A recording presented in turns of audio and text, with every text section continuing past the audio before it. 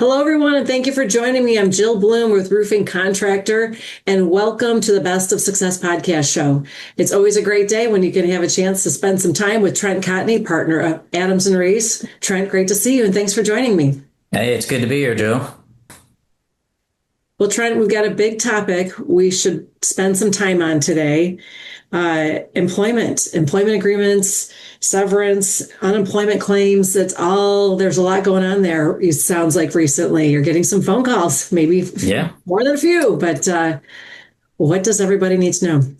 Yeah. Hey, look, and employment related issues are always a big deal in construction, right? And it doesn't matter whether what type of contractor or trade you are, you're going to face these issues. So, navigating employment related problems is one of the biggest risk mitigation things that you can do. And typically, what I always recommend you start off with is good, solid employee manual, right? Your manual has to cover any policy that you want to enforce. I always say if you want to enforce something, you got to have it in writing somewhere, and you got to have an acknowledgement from the employee that they're bound to those policies and procedures. So regardless of whether it's what you wear to work, social media policy, clock in, clock out, PTO, whatever it might be, all those things should be in a manual somewhere to kind of track that, right?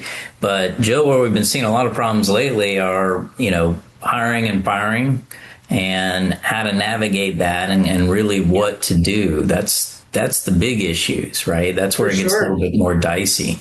And, I approach things, I like to approach things in a practical manner, obviously apply the, legal to it. But when you've got someone that you need to terminate, right? There are a handful of states that are at will that allow you to kind of fire anyone at any time for any reason. There are other states that may have some more restrictions, or you may be a union contractor, there may be a collective bargaining agreement, whatever it might be. But the key thing is that if you are going to fire someone for poor performance, you need to document it well, right? So contractors do a very bad job at documenting poor performance, right? Putting your best foot forward in documentation. How many times have we talked about that, right, Jill? But yeah. The thing I like to tell people is that if you've got someone that is problematic that you want to terminate, right, and you think that they may be a problem down the road, consider severance. Okay, severance in most situations is not mandated, right? You don't have to give severance federally.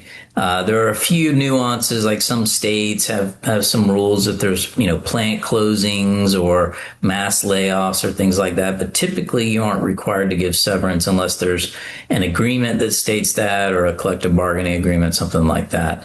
But what I like to do is say, look, if there's someone that might potentially give you trouble down the road, what you can do is say, look, I'll pay you 1 week, 2 weeks, a month, whatever it might be, in exchange for the execution of a severance agreement.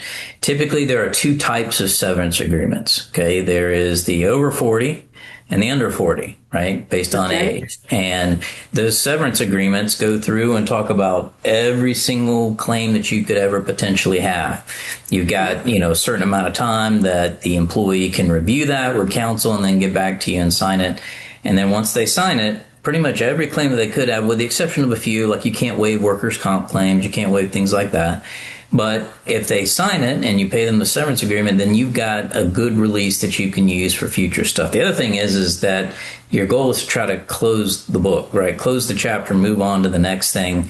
And oftentimes those agreements are useful to do that. But if you're an at-will state, if you've got an employee that's a problem anyway, do you have to give a reason? I mean, it's just like, no, you can fire somebody at any time for any reason. And one of the things I always say is that when you're firing somebody, you always got to have the rule of two, right? You always have somebody there to witness what you're saying, but less is more. I mean, Jill, trust me when I say there's been plenty of times when I'm firing somebody that I really wanted to tell them what I think about them, but that's not the thing to do. Okay, less is more. You basically just stick to the script. Don't engage, don't argue, don't fight, and that's it. But so you don't have to have a reason, right? You don't have to have a reason. You don't have to offer severance. But if you have a problematic employee, if you're concerned about someone writing bad stuff about you or being a bad actor or, doing other things down the road, think about whether or not it's a situation that may require that, but you're certainly not required to do it. The only thing I would say, the other bit of advice I would say is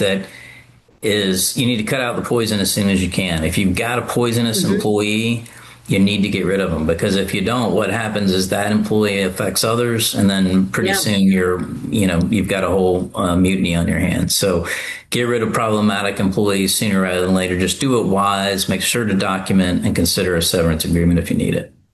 So if you need a severance agreement, what do you recommend you say in that severance agreement that you can protect yourself? Yeah. So severance agreements are drafted by counsel, right? This is not something you pull off the internet or a ChatGPT type thing. It is very, very specific. It is very, very lengthy. And if you didn't know what potential claims you had, you will know by the time you read it. And that's intentional, because you have to fully disclose everything. So it goes through wage and hour, it goes through, whatever potential claims that you might have.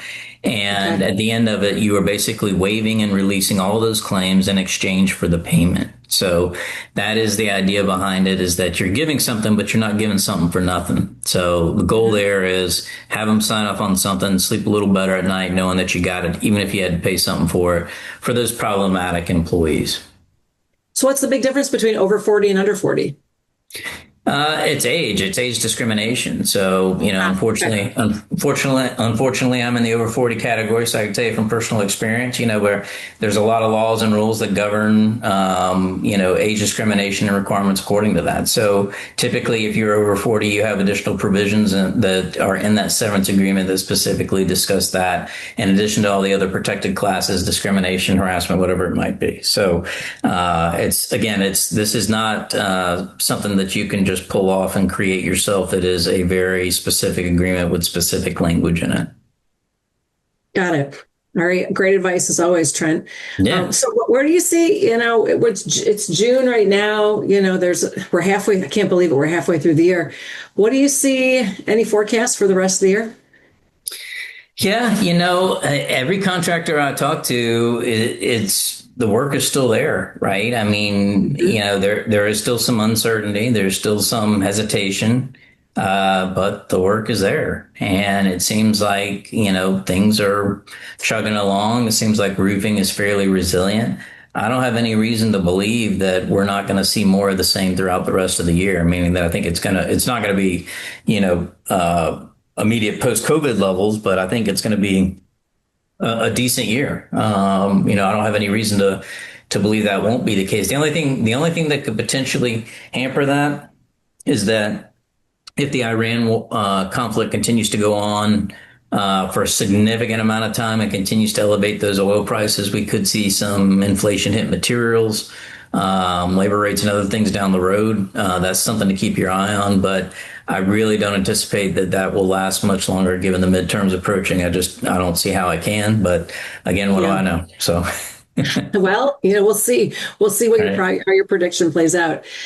Well, Trent, it's always great to spend some time with you. We're so grateful for your time. And before we close, I want to just congratulate you on, again, being part of the Chambers and Partners as one of the leading attorneys in construction for 14 years in a row. It speaks volumes of who you are and how you've always run your work as a leading attorney in the construction industry. So thank you for all you do, and congratulations. Yeah. Thank you so much. I appreciate that. It's an honor. And as always, I enjoy being able to speak with you and the people out there. It's a highlight of my day. So thank you. Well, it's fun to watch, Trent, because, that most people, when they see the attorney walk in the room, they sort of they like turn the other way and don't want to have eye contact. But I've seen it. You walk into a convention of some sort and everyone's like, Trent's here. Everyone's always excited to see you. And it just, again, speaks volumes, and congratulations again. Very well deserved. Thank you. Feelings mutual. So if anybody needs to find you, how do they reach you? Sure. They can email me anytime, trent.cotney@arlaw.com, or hit me up on social anywhere at Trent Cotney. Sounds great. And if anybody needs us, it's roofingcontractor.com or wconline.com. Stay safe and healthy. We can't wait to talk to you soon. Thanks again, Trent. Thank you.